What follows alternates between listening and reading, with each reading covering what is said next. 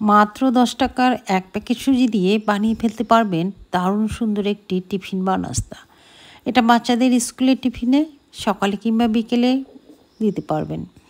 বাচ্চা থেকে বড় সবাই খুব পছন্দ করবে। এটা একদম হেলদি একটি টিফিন। প্রথমে একটা মিক্সিং বোল নিয়ে নিলাম। এখানে মেজারিং কাপ দিয়ে 1 কাপ সুজি নিয়ে নিলাম। দিয়ে দিলাম 3-4 চামচ চিনি, আর সঙ্গে দিয়ে দেবো সামান্য একটু লবণ। এবার ভালো করে মিক্সড করে নেব। একটা কাঁটা চামচ দিয়ে আমি ভালো করে মিক্সড করে নিচ্ছি।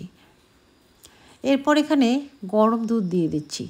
আমি যতটুকু সুজি নিয়েছি সেই মেজারিং কাপ দিয়ে ততটুকুই দুধ দিয়ে দিলাম।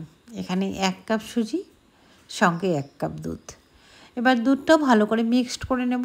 তারপরে এটা আরও টেস্টি করার জন্য 10 টাকার 1 প্যাকেট গুঁড়ো দুধ দিয়ে দিলাম। এটা না দিলেও হবে, তবে দিলে টেস্টটা অনেকটাই বেশি আসবে। আরও ভালো করে মিক্সড করে নেব গুঁড়ো দুধটা। যেহেতু দুধটা গরম আছে, গুঁড়ো দুধটা তাড়াতাড়ি মিক্সড হয়ে যাবে। এবার একটা ঢাকনা দিয়ে 30 মিনিটের জন্য রেস্টে রেখে দেব। 30 মিনিট পর আমি একটা কড়াই বসিয়ে দিলাম। কড়াইটাতে প্রিহিট করে নেব। গ্যাসটা জ্বালিয়ে দিলাম। কড়াইটা গরম হতে থাক। এবারে আমি সুজিটা আরেকটু ফেটিয়ে নেব। একটা থকথকে ব্যাটার তৈরি করব। 30 মিনিট পর সুজিটা কিন্তু সুন্দরভাবে নরম হয়ে গেছে। এবার একটা হ্যান্ড উইস্ক দিয়ে ভালো করে ফেটিয়ে নিলাম। এরপর এখানে আমি 1 প্যাকেট ইনো দিচ্ছি। এটা অরেঞ্জ ফ্লেভার ইনো, কালারটা একটু অরেঞ্জ কালার।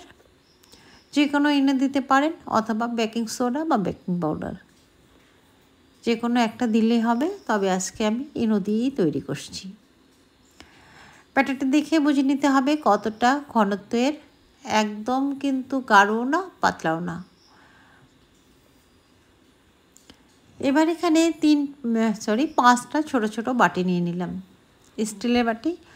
বাটিটা ভালো করে তেল দিয়ে ব্রাশ করে নিতে হবে। এখানে আমি সাদা তেল দিয়ে ব্রাশ করে নিচ্ছি। চাইলে কিন্তু ঘি দিয়েও ব্রাশ করা যেতে পারে। এতে করে টিফিনটা তাড়াতাড়ি উঠে আসবে। আমি প্রথমে 1 চামচ করে দিয়ে দিচ্ছি। যদি থাকে তাহলে আরও সমান করে দিয়ে দেব। তবে এটা ফুল করে দেওয়া যাবে না, একটু কমই রাখতে হবে, এটা ফুলে যাবে। আমি 5টা বাটিতেই সমান করে দিয়ে দিলাম। এবার ট্যাপ করে নিচ্ছি। ভিতরে বাবলস থাকলে এগুলো বের হয়ে যাবে, বা এয়ারটা থাকলেও বের হয়ে যাবে। যদি বাবলসটা থাকে তাহলে কিন্তু বড় বড় ছিদ্র হয়ে যাবে। এভাবে ট্যাপ করে নিলে সমান থাকবে। আমি যে কড়াইটা প্রিহিট করতে বসিয়ে দিয়েছি সেটা গরম হয়ে গেছে। এবার একটা স্ট্রেনার দিয়ে বা একটা ছিদ্রযুক্ত পাত্র দিয়ে বসিয়ে দিলাম। 5টা বাটি কিন্তু একসঙ্গে আমার দেওয়া যাবে। 4টা দিয়ে একটা উপরে দিচ্ছি। দেওয়ার পর একটা ঢাকনা দিয়ে 25 মিনিটের জন্য মিডিয়াম ফ্লেমে হিট করব বা বেক করে নেব। 25 মিনিট পর চলে আসলাম। এটা কিন্তু মনে হচ্ছে হয়ে গেছে। একটা কাঠি দিয়ে দেখিয়ে দিচ্ছি। যদি কাঠিটা স্বচ্ছ আসে এরকম, তাহলে বুঝবেন হয়ে গেছে। এটা আমার হয়ে গেছে। নামিয়ে নিচ্ছি। নামিয়ে ঠান্ডা করে বের করে নেব। তাহলে কিন্তু অনায়াসে বের হয়ে যাবে।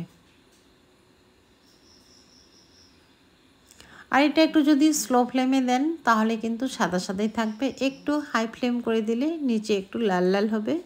আমি আজকে একটু লাল লাল করেই তৈরি করছি। একটু নিচে একটু লাল লাল। আর যদি একটু সাদাই রাখতে চান তাহলে কিন্তু হিটটা একটু কমিয়ে দেবেন। আমার যে বাটিটা উপরে ছিল সেটা কিন্তু সাদাই আছে। এটা কিন্তু খেতে দারুণ হয়, কেকের মতো। বাচ্চারা পেলে এটা খুব খুশি হবে। এটা বাচ্চাদের স্কুলের টিফিনে বা সকালে কিংবা বিকেলের নাস্তায় দিতে পারেন। হেলদি একটি খাবার। এবারে একটু ড্রাই ফ্রুট দিয়ে সুন্দর ডেকোরেট করে নিচ্ছি। এতে করে দেখতে ভালো লাগবে, খেতেও ভালো লাগবে। আশা করছি ভালো লেগেছে। ভালো লাগলে অবশ্যই একটা লাইক দিয়ে কমেন্ট করে জানাবেন কেমন হয়েছে। ভালো লাগলে বন্ধু আত্মীয়র মধ্যে শেয়ার করে দেবেন। আর চ্যানেলে নতুন হলে একটা সাবস্ক্রাইব করার অনুরোধ থাকলো।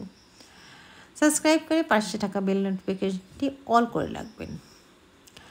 দেখুন ভিতরে কতটা স্পঞ্জি, সফট, নরম, তুলতুলে। আজ এ পর্যন্তই, দেখাবো অন্য একটা রেসিপিতে। ধন্যবাদ।